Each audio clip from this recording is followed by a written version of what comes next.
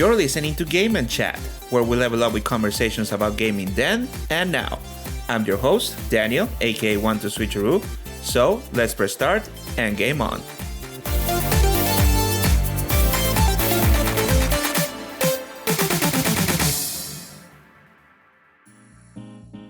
Welcome everyone to Season 2 of Game and Chat, streamed directly to your favorite podcast platform.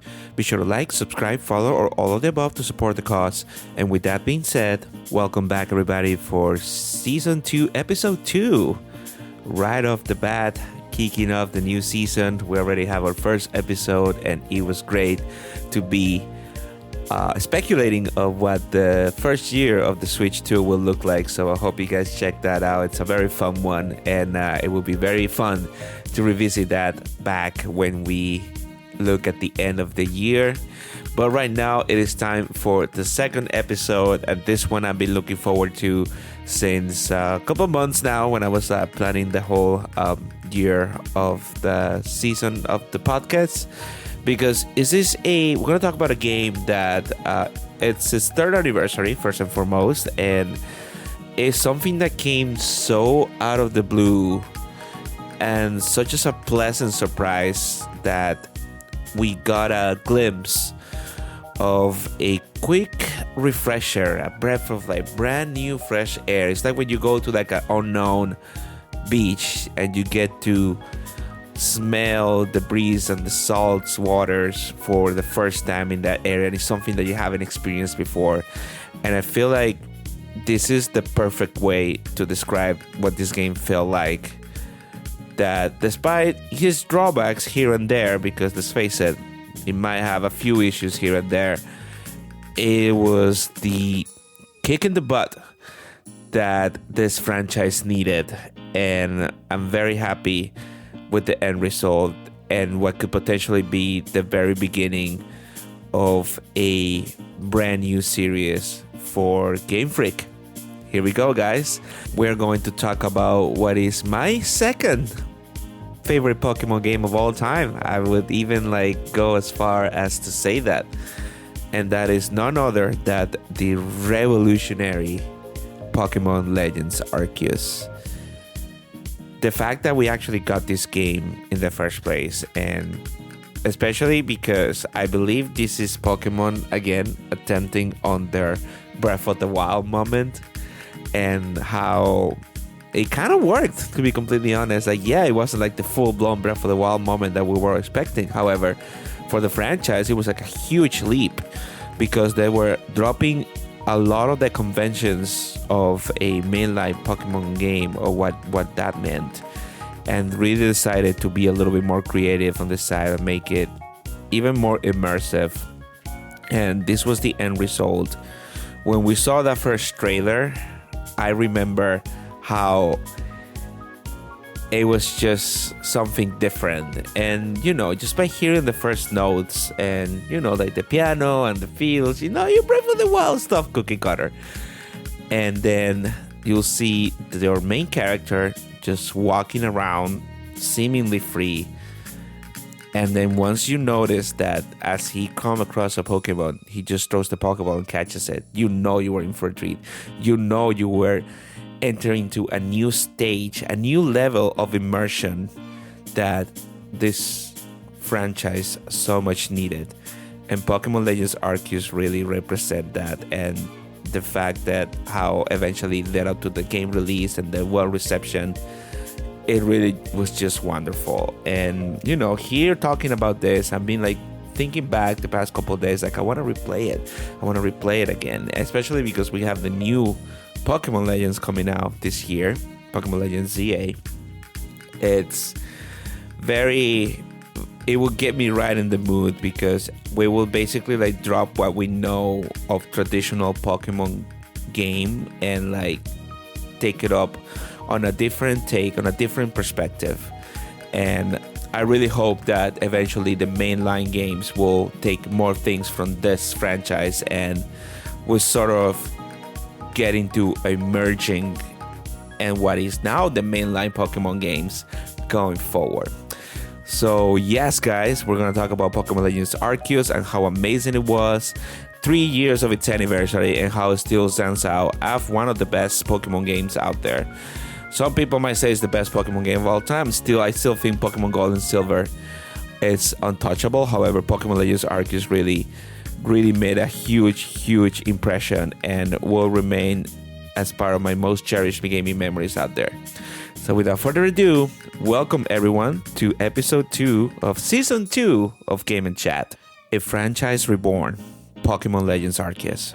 And of course, we're gonna start out by revisiting how this game came from his announcement to his release. And of course, ever since the release of Pokemon Sword and Shield, which was mixed reviews, I still believe that after getting Scarlet and Violet, Pokemon Sword and Shield deserve a little bit more respect, because despite being a little bit more linear, they definitely run better, and it's way more like playable for sure. However, when we got the first trailer, and we mentioned this briefly on the introduction of the episode, and see the openness and the sense of adventure and nature, something a little bit more immersive that we are accustomed by the Pokemon Company, and just that sense of freedom that you don't get from many games as they are right now. And I would say, and I keep saying this and I bring it back, like this was their Breath of the Wild moment, and as it wasn't as open as Breath of the Wild was, is definitely something that Pokemon have never done before. And I had to give them kudos for the ambition, because it really paid off on how they wanted to approach things going forward. So this is where Pokemon Legends Arceus was conceived, on the fact that not only that we were always wondering if we were ever gonna get a mainline Pokemon game based on Arceus, since Arceus was obtainable in Generation 4. Was it Generation 4? However, we always have this like sense of like what is Arceus? Like, yes, we say it's the code of Pokemon, but what does that really mean? And I really appreciate that they fully like unravel Arceus's like origin and story, and like giving a little bit of meaning when developing this game. And this is like the perfect way to do it too, because the fact that it was like open world-ish, and you were just had this like, you will go like biome by biome and discovering things about the history of Sinnoh back in the past, named Hisui as we know her now, and how a lot of the things that we knew from the games that we played so many years ago were highly like represented. Like we got stories, we got origin stories, we got the ancestors of so many characters that right now we remember and beloved. And I would say that it was a really nice retold of the origins of Sinnoh and all of its lore, to the point that it actually made me appreciate the generation even more, because Generation 4, like, it wasn't like, it was nice, it wasn't a highlight for me per se, but the fact that they were able like to put this together to a little bit more depth, I really appreciate. And it's just something that I wish that, and I hope now with new releases coming on, this becoming its own series, hopefully we'll get a little bit more context on the stories of like each like Pokemon mainline game and its lore. I mean, the next one's gonna be about Unova and, you know, the whole ultimate weapon, yada yada yada. However, I think it's a really nice touch that they're going through this approach to tell a little bit more about the story, but keeping it entertaining as well. So I really appreciate that from the Pokemon Company. And, you know, I one of the best memories, I mean, I have a lot of memories of this game. Like I said, just the fact that you're not like conceived to battle Pokemon in order to catch them. You can just like sneak past behind them and catch, like you would do in real life. And this is where I commend the fact that Pokemon Go exists in the first place, because it's kind of like a same approach. Pokemon Go, you just like catch the Pokemon by throwing the Pokemon yourself, and you don't necessarily have to battle. You only battle other people.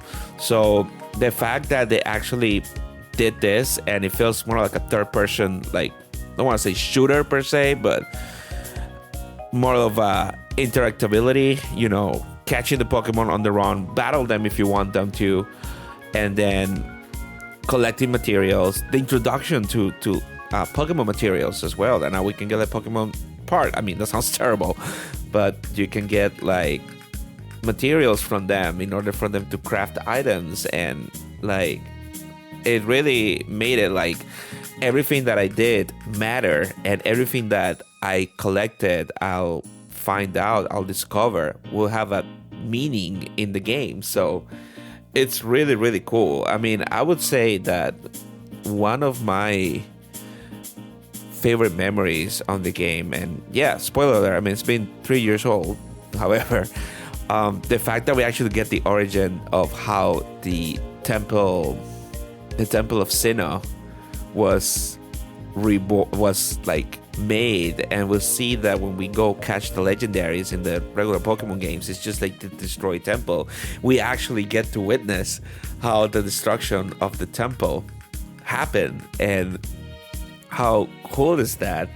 And you know, I don't know how interconnected this is gonna be with the mainline games and the lore. Maybe the exact same character that experienced the story was the one that destroyed the building in the first place. So it's kind of like a circle there, kind of like a Ouroboros like lore, whatever.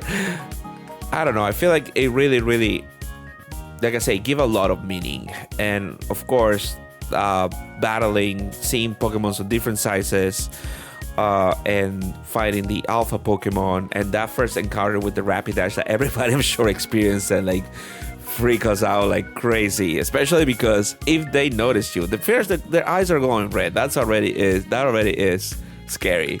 But then you see this big Rapidash like right outside like your first biome, like looking at you, you feel, oh yeah, I can take it, and then you obliterate just to Kingdom Come with a Hyper Beam. And that's also really cool too. Like you will find like Pokemon and from different levels and different, just right off the bat, and you say, you know, I can take this guy. And all I can think about is like, I remember seeing this video. Some guy was trying to take on a Snorlax. I was level 50 and Osho was still like level 5, and like Snorlax, the first thing it does is like Hyper Beam into Kingdom Come. It's so many things to talk about. I mean, I don't want to spoil the whole thing, but I mean, the whole like story, like how the wardens and how they were like representing each of the biomes and protecting their guardian noble Pokemon. And yeah, I mean, so many things to think about this game, and that they still remain memorable because for the first time in so many years, it was something different. It was a breath of fresh air, and honestly, it just makes me even more excited on how the series is going to develop. And moving on now to how the gameplay mechanics. We already talked about how the catching the wild Pokemon just on the fly, and not only that, you have full control of your avatar to the point that you will be able to like jump per se and like avoid attacks. Pokemon can attack you, and that is something that is crazy to think that, you know, we've been like growing with these creatures like, oh, they're so cute, they're fighting for us, and now they're just straight up trying to kill you, and you can actually die, quote unquote, on this game. You know, you're not died, you just like black out. However, the fact that the Pokemon are actually able to interact with you to the point that they can attack you and you have your own HP, that is insane. And it just added a element of thrill and exploration, and again, a sense of immersion that we never experienced before. I feel like for the first time we experienced Pokemon as it was intended by its creators, like from the very beginning. It's just having that feel like you're like touching them, like you're them with them, and it is just incredible. And us as Pokemon fans and the Pokemon community, it was something that was very much needed. And this experiment really paid off, especially after coming along from like somewhat like same games. And like, yeah, it's very nice to have like the new Pokemon like every so often and like refresh the generation. However, this is a shakeup that was very much needed, and I really appreciate that this is hopefully the direction that we're gonna head into the future games.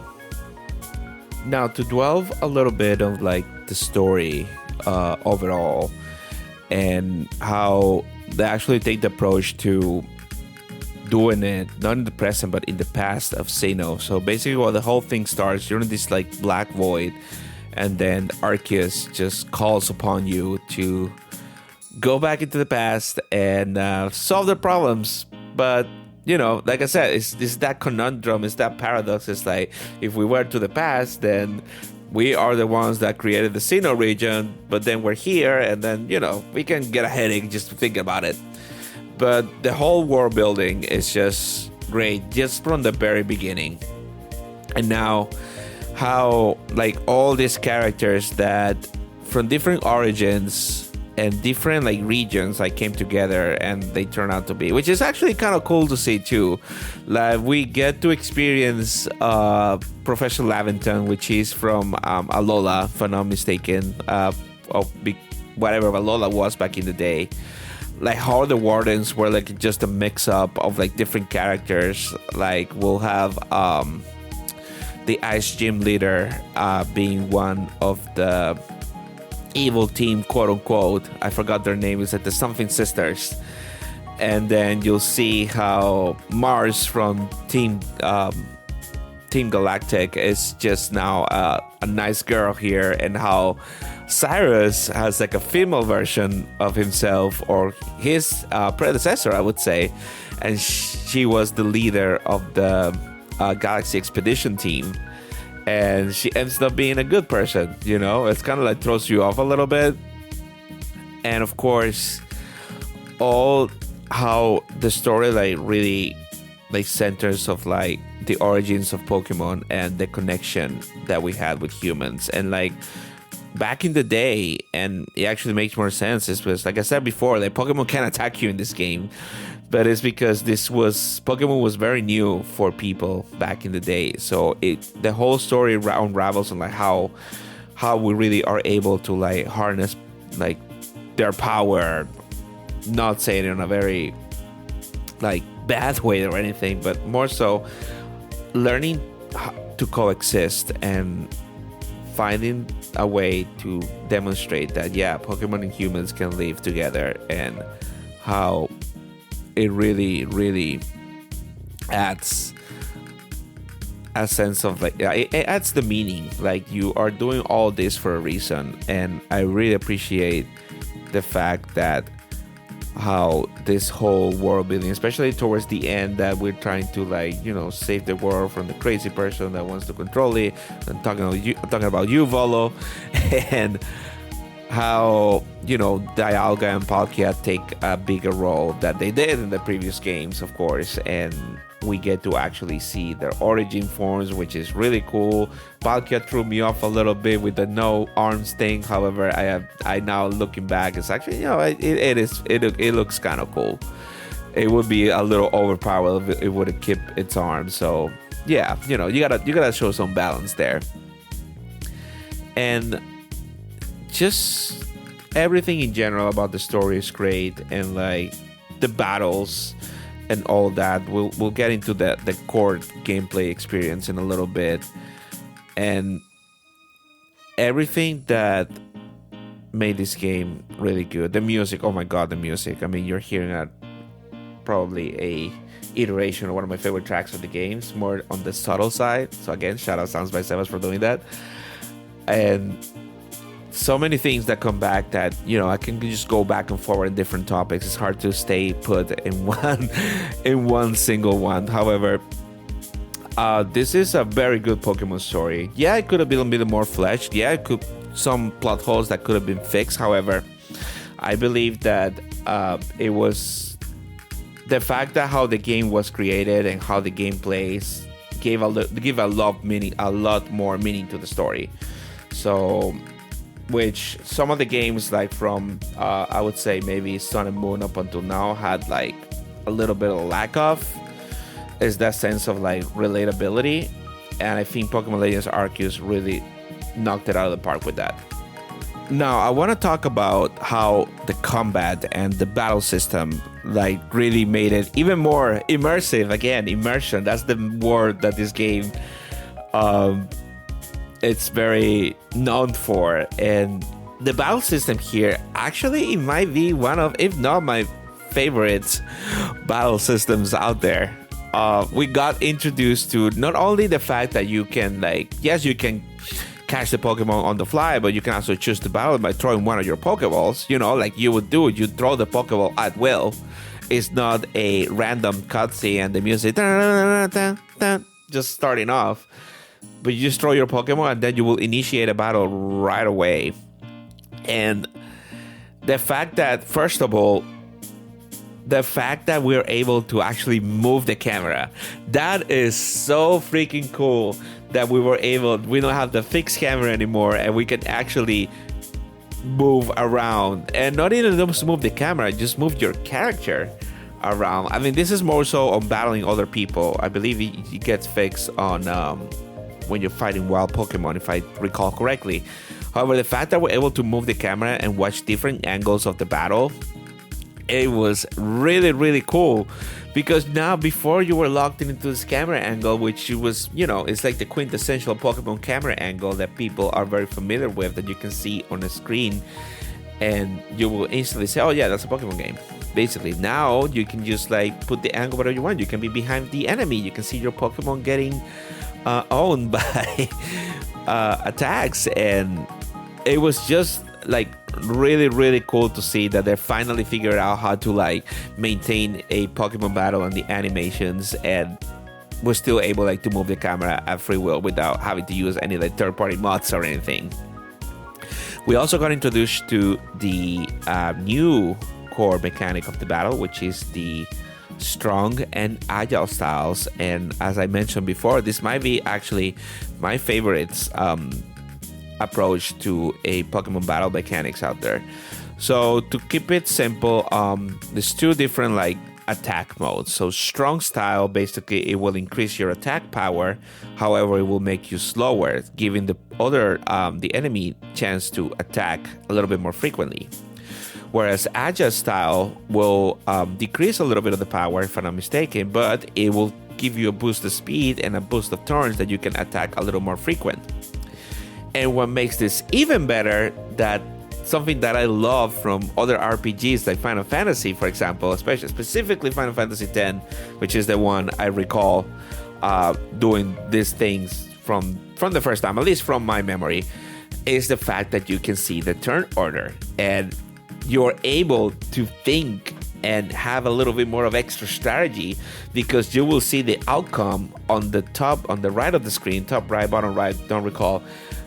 And you can see if your Pokemon can attack twice in a row, or if you're using Agile style, or if it's gonna be obliterated because the other Pokemon will attack you 3 times.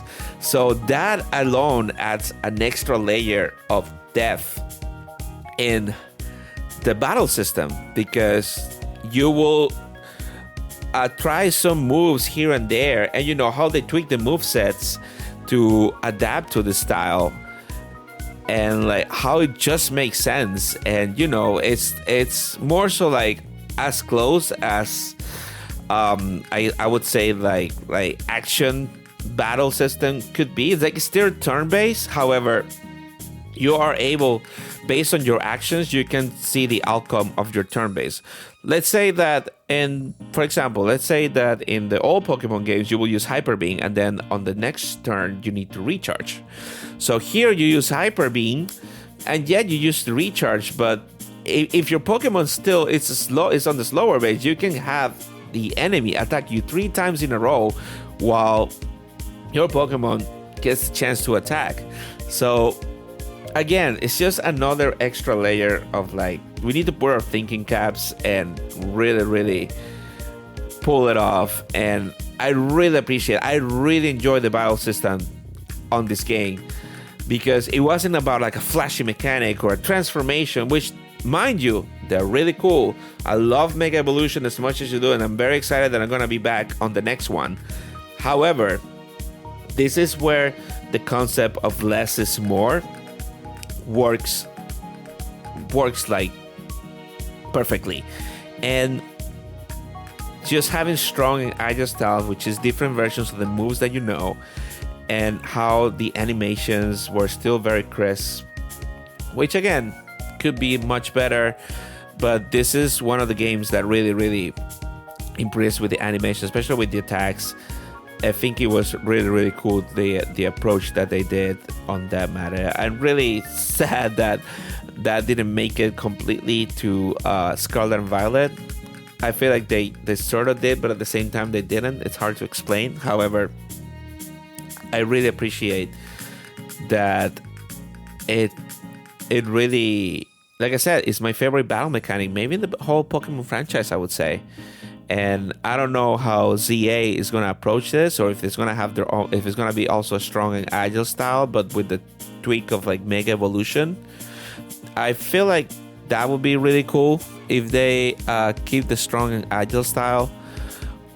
Even if they name it something else, I don't know like how they will approach it, but that like battle system is something that needs to be brought, and I hope they really bring it to like mainline games eventually. I don't know in what shape or form, but anyway, I mean, maybe not mainline games. I mean, Pokemon Legends is set to be their own series, so maybe Pokemon Legends will be my favorite Pokemon series instead of the mainline games. Who knows? I mean, if they're going at this rate, it probably will be. I really just enjoy the battles, and it really made a huge difference, by the way, when we are reaching out towards the end, and we all fought Volo in the very end of the game, and how for the first time in Pokemon history we had a 7-stage battle with no recovery, only the items that we have, and then if we lose once, we had to start the whole battle all over again. And a lot of that strategy had to do with how the strong and agile style and the turn system really made it even more special. And I remember it's fun to see because I keep going back and forth to test people's reactions to that specific battle, and how we're battling Giratina, and then after fighting Volo, and then Giratina transformed to its origin form and then obliterates the team, and how everybody has to, we have to go back, train, and come back. We can't take this guy right now. Which shouldn't happen to me, by the way. I just beat it in one shot. No, just kidding. I actually lost probably like 2-3 times before I was able to get to him. However, I think that no contest, this is one of the best battle systems out there in any RPG game, and the fact that we're able to bring it up to Pokemon makes it even more special. Now let's talk briefly about the music of this game and how freaking amazing it is. Like, I'm a bit of a sucker for like that's like old school like Japanese kind of like sounds mixed with like modern instruments, and the fact that they're able to translate a lot of that amazing soundtracks from Generation 4 up until this game, it was just so freaking cool. But starting off with the original scores, of course, we're talking about the Obsidian Fieldlands when you're doing your first expedition, and which is the same music that it showed on the first trailer of the game. And you get this like, again, you're breathing, you are experiencing the game, basically the openness of the game for the very first time. After you've done the tutorial, after you're done talking to people, there's just a lot of talking to people in the beginning, I would say that before you actually get to like explore and like roam around by yourself.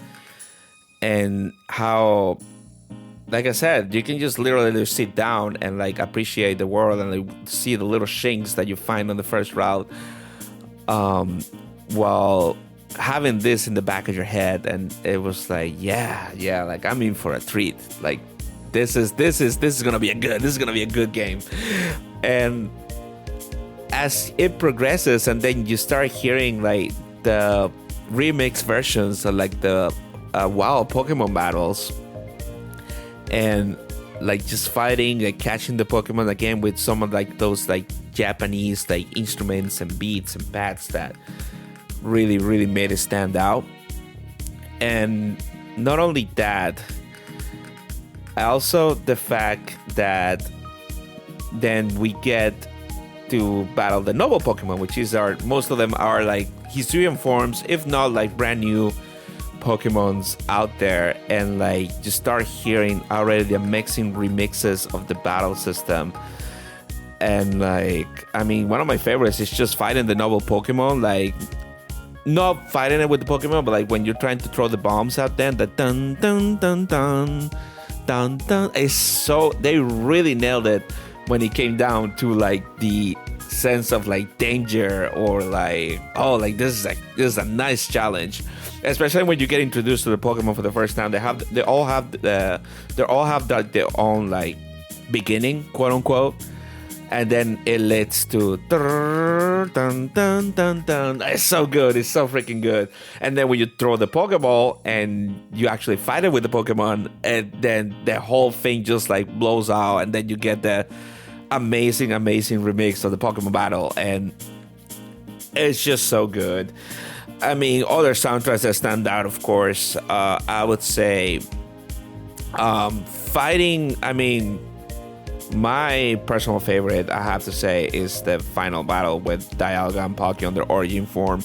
How they really like, they went like, their themes were already great, like by themselves, one of the most memorable like legendary themes out there. Now turn that into the Aerobeat remix that you can put that on any nightclub in Europe, and people will be partying their socks off with that song. And especially because it starts like, it starts hearing the choir, and you kind of hear, I don't know, correct me if I'm wrong, but I feel they start with Dialga Palkia. Listen to it. You won't be able to unhear it once you realize that. So, I mean, just that battle. Yeah, the battle could be a little bit more like, it was hard at first because you were just like, oh, what's going on? What's going to happen? But then once you start learning the patterns, it's pretty straightforward. I would say it could have been a little bit hard. Maybe it could have gone a little bit harder with the attacks of the legendaries, but the music was everything.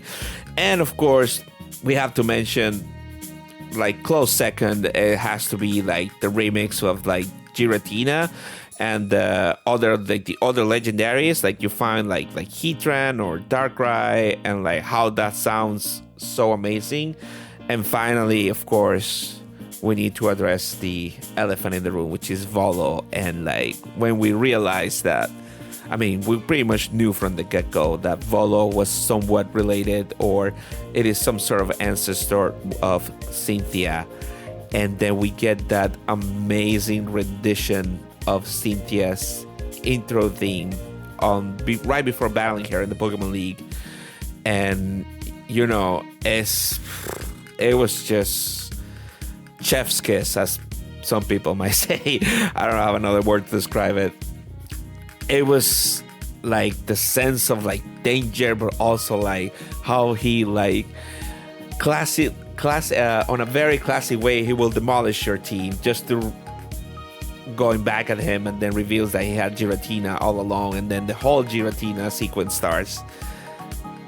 It was just amazing. And then, of course, in the very end, when we catch all the Pokemon and we get to finally, officially fight Arceus, and we get his theme remaster, and like how somehow it sounds like, I don't know, I remember listening to Arceus' theme the first time. I was like, what the freak am I listening? Like, this is all like somebody just like started like smashing the keyboard and just like went with it. But when you think about it, like, it just makes sense. It's like distorted, and it's like everything and nothing at the same time. I mean, Arceus is the Pokemon god, is the representation of God in the Pokemon world, so it kind of makes sense that it's a little like nonsensical, but also epic at the same time. And it really made me like this version when I listened while I was fighting Arceus, especially when you start like dropping his HP too low, and the theme starts speeding up, and it actually sounds better speed up, I'm not gonna lie. So it was really, really amazing. And again, other memorable songs like the Jubilee Village, like a place that you spend so many times, how very peaceful and calming it is, and just all the nature sounds when you are in the field doing your exploration and catching your Pokemon for your survey. It really made this game together. You guys already know this. I'm a sucker for video game music, so if the music is right, the game is gonna go 10 times better for me. And now we already know how amazing this game was and how it really meant for us Pokemon fans to have something brand new and refreshing and immersive. All these words that I've been saying throughout the whole episode. And I feel like the legacy that this game will leave, especially in anticipation for the sequel. And this is where we're gonna go on a limb a little bit and see what we could see on the next iteration of the Pokemon Legends series. I mean, Legends Arceus really set the bar high. I believe that Z-A, one of the things that we need to address, of course, improve a little bit of performance. It's a Pokemon game. It's something that we're experiencing for the first time. It was made on the Switch also. So, underpowered console, quote unquote, but again, Game Freak, richest gaming franchise in the world. That's pretty much not an excuse. They can invest money on more people. But anyway, the performance, of course, is going to be key. And the fact that they took a whole year off of releasing a mainline Pokemon game to work on Z-A exclusively gives me high hopes that they will improve on this area. Not only that, one of our predictions from last episode was the fact that I believe they're going to release 2 versions of the game, one for the Switch 1 and one for the Switch 2. Both games won't have any differences. They're going to be exactly the same, other than performance-wise. I believe the Switch 2 version should run much better, much smoother. I'm expecting a similar performance from Pokemon Legends Z-A on the Switch 1 that Pokemon Legends Arceus had, maybe a little bit more optimized.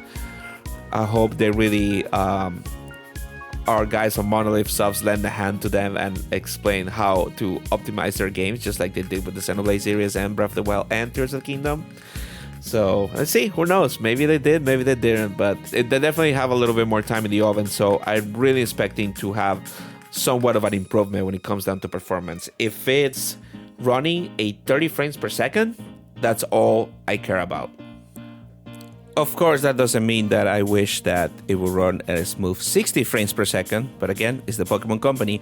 We have to manage our expectations. Just improve the performance, make it run stable, even if it's just 30. If you can take it up to 60, that would be amazing. Nothing's going to be new Pokemon Snap when it comes down to one of the most gorgeous and beautiful looking Pokemon games, if not the best Pokemon looking game ever. If they bring that to the Legend series, then we are in for a treat, people. And of course, I mentioned about the battle system. I would like them to somewhat keep the strong and agile style going for this generation with the introduction to Mega Evolution, that is. Reintroduction, I should say. And how would that affect the core battle mechanics? But that sense of and be able to see the turns again, like I did say before, and that way we're able to strategize and be a little bit more aware of our surroundings and really think these battles through, because I have a feeling that this game is going to be harder just because the reintroduction of Mega Evolution itself, and how we really had to shake it up a little bit when it came down to the changes of the Pokemon experience where they transform and all that. So if they really found a good middle point in between both things, that's gonna be really freaking cool. And like I said before, and the title of this episode really explains that this is, for me, this is the reborn of the franchise. This is something that we didn't like we know we need it, but we didn't know we needed this specifically. People will go back and say, oh, but like, how would Pokemon would look like if it was like an, I don't know, like a sort of like a first person shooter. I mean, we have Palworld now. You can see what that looks like, although it's a little bit extreme. However, just that revisit the concept and like, you know, stay true to your core beliefs and your core mechanics, but make it more real. Make it like we're actually there, like doing what we're supposed to do, and that everything we do has a meaning.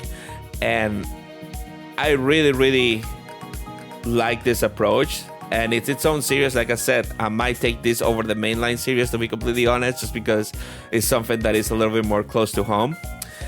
And it's just, we're about to witness what it could potentially be the new era of the Pokemon series. Not only because we already got a glimpse with Pokémon Legends Arceus, but if we mix that, if we really step it up on the performance department, and you know, I believe that I know they're aware of Palworld. I mean, they sued them. Palworld had to change a couple of things on their franchise to still exist, and I don't think it's actually having a lot of like concurrent players right away. So I don't know how well they're doing, to be completely honest. However, I'm sure they're able to see that. I mean, this small team made something very impressive and very well looking that plays well, and it was very popular. And I really hope that was the wake-up call that they needed. And you know, we'll see how the Legends Arceus, how much it evolved and how much they improve upon on that formula. And then in 2026, we'll probably see what Generation 10 will look like when you take all this time and really consider all these aspects. But anyway, that's gonna be up to you to think and decide whether the Pokemon Legends series will surpass the mainline series. But for me, Pokemon Legends Arceus is one of my favorite games of all time. And you know, right next there with like Pokemon Gold and Silver, I still think they're peak, and I still think they're number one. But we are probably witnessing the beginning of greatness for the Pokemon company. And with that, people, we reach the end of episode 2. Again, this Pokemon game has been very special, and I'm actually itching while I was doing the script. And you know, right now we are kind of like on a gaming catalog drought right now, which yes, I have a lot of things that I need to go back on my backlog and finish a bunch of games. But it's like, yeah, I know I have to finish this, and I know I'm gonna like it, and I'm gonna enjoy to finish this, but that's not what I want to play. And I keep going back to like, I kind of want to play back Pokemon Legends Arceus, especially knowing that the new game's coming out. So I want to kind of get on the mindset on how that would look like. So I might just like eventually cave in and just start playing that again. I'm sorry, Final Fantasy. I'm sorry, God of War. You're gonna have to wait a little longer. But anyway, it's just, like I said, like one thing about Scarlet and Violet that annoys me a little bit is the fact that I want to play the games and I want to go back and like, you know, learn the battle system, and not learn it, like I know the battle system, but like improve upon it. Like one thing that Sword and Shield did is like I really like got into the competitive side. I really learned it very much, to the point that I think I was doing it pretty decent in battles for the first time. But because of the whole issues that Scarlet and Violet experiences, and like the glitches and sometimes like the slowdowns, and trust me, I'm not very picky when it comes down to game performance, but if it's that bad, then that's something else. And it really like deters me a little bit for like going back and play as much as I wanted to. I believe with Pokemon Legends Arceus, which they still have some issues and like frame drops here and there. However, the game plays so well, and the replayability, it's more appealing. So I feel like going myself, I like leaning towards playing that more than the other one. And like I said, we're gonna be in February. It's gonna be Pokemon Day very soon, so might as well be on the mindset one more time Also, real quick, we need to touch on the Pokemon itself. I went through all this episode. I mentioned my favorite Pokemon. Well, of course, starting with the starters, my choice was Rowlet. I love the little owl since Generation 7. It was Alola was Generation 7.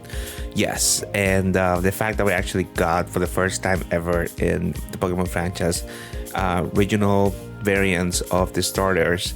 And it was really a step in the right direction. I do understand people don't like the new design of the ZY. I love it, to be completely honest. That the whole samurai, like the straw hat, like feathers on the head.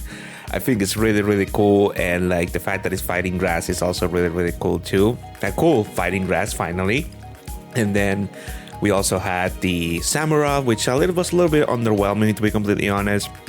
Especially being the dark type, it's just a Samurai with a little bit spiky and black. That's pretty much it. And then, of course, Hisuian Typhlosion, which also takes the cake, like redesign, and how Typhlosion needed a little bit of extra love because it was definitely one of the simplest final evolutions out there. And the fact that he got that treatment with the ghost type, I mean, it was very unfortunate with the leaks and this whole like controversy about the Typhlosion lore, which I think ended up being fake, but it just took so bad that it really played against his odds. But incredible that we had the variants, and now that could be a thing going forward for different Pokemon games. But speaking of my favorites, regional wise, I mean, I love the Braviary Psychic type. I think it's really cool. The Zorion Zoroark look amazing. That was the first time ever that we got the normal and ghost type, which seemed actually impossible to get, and it ended up being a really good combination. We also got the Hisuian versions of Voltorb and Electro, which I think they look better. I think they look cuter. I do like the angry ones, but these ones, I don't know. I just like the happy Voltorb. It looks really nice. Standler got finally an evolution after so many years getting Wardeer, which is one of our riding Pokemon. And one thing that also was fun about this game was the traversal was made through all these like different Pokemon that will let you go and do different things to interact with the world. So I think that's really cool as well. But among others, I mean, we got Hisuian versions of Sliggoo and Goodra, one of my favorite dragon type Pokemons. Sneasler, it's cool, I guess. I'm a Weavile guy by heart, so I was gonna go with Weavile. But the Hisuians, Growlithe and Arcanine, they're cool as well. I believe the originals are still a little better. Although it was cool to see the whole sequence with Growlithe evolving into Arcanine and becoming the guardian of the island. I forgot of how that will run down, but still, I think a Rock Fire, as cool type as it might look, is like just became weaker to water, so it's kind of like counterproductive for its odds. But the one and only favorite that I have has to be Ursaluna. Ursaring getting an evolution. You know, Teddy Ursaring was kind of like a meh Pokemon, and Ursaluna is just a freaking powerhouse, and I just love her. The design, it was just amazing, and the fact that I actually got the Blood Moon form in Scarlet and Violet speaks volumes of how popular this design is. So Ursaluna is definitely my favorite Pokemon of this generation, along with the Decidueye for a mile. But anyway, guys, I hope you guys have fun with this one as much as I did. Please give a follow, subscribe, whatever you want to do to support the cause. We have a lot of good stuff coming up very soon, so I hope you guys join me for that. And you know where to find me: Instagram, Blue Sky, Twitch. I'm sure you guys know the name by now, but I will remind you: 12switcheroo, all the handles possible. Anyway, guys, thank you so much for joining me. This was a very fun episode to talk about, and I cannot wait to read your comments and your thoughts. What are your best memories of Pokémon Legends Arceus? What are your anticipations and expectatives for Pokémon Legends Z-A? Leave it everything on the comment section of the platform of your choosing. But anyway, thank you so much for watching, everybody. My name is Daniel, aka 12switcheroo, signing off. Game on.